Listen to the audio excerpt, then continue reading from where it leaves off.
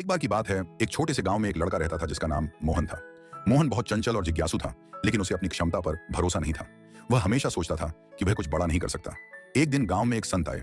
संत ने गांव के बच्चों को जंगल में एक पेड़ से मिलने बुलाया। संत ने बच्चों को एक एक बीज दिया और कहा, इस बीज को घर लेकर जाओ और इसे अपने आंगन में बो। इसे हर दिन पानी देना और ध्यान रखना। 1 साल बाद मैं लौटूंगा और जिसके बीज से सबसे सुंदर पेड़ उगेगा उसे मैं इनाम दूंगा। सभी बच्चे उत्साहित थे। मोहन ने भी बीज लिया और घर आकर उसे गमले में बो दिया। वह रोज उसे पानी देता और धूप में रखता, लेकिन महीनों बीत गए और बीज से कुछ भी नहीं होगा। मोहन बहुत निराश हो गया, लेकिन उसने हार नहीं मानी। वह बीज का ध्यान रखता रहा। 1 साल बाद संत गांव लौटे। सभी बच्चे अपने अपने पेड़ लेकर आए। किसी के पास बड़ा हरा भरा पेड़ था तो किसी के पास फूलों से लदा पेड़, लेकिन मोहन के पास खाली गमला था। वह बहुत शर्मिंदा महसूस कर रहा था।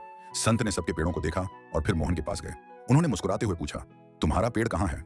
मोहन ने सिर झुका लिया और कहा, महाराज, मैंने रोज बीज को पानी दिया, उसकी देखभाल की, लेकिन कुछ भी नहीं होगा। संत ने यह सुनकर सबको चुप कराया और कहा, इनाम मोहन को मिलेगा। सभी बच्चे हैरान रह गए। संत ने समझाया, जो बीज मैंने तुम सबको दिए थे वे उगने के लायक नहीं थे। मैंने उन्हें उबाल कर बांटा था, लेकिन मोहन अकेला ऐसा बच्चा है जिसने सच्चाई के साथ मुझे बताया। बाकी सबने अपने पेड़ झूठ से बनाए। मोहन की ईमानदारी और मेहनत ही सबसे बड़ा इनाम है। यह सुनकर सबको समझ आया कि सच्चाई और मेहनत का कोई विकल्प नहीं है। मोहन को अब अपने आप पर गर्व था और उसने कभी हार न मानने का सबक सीख लिया।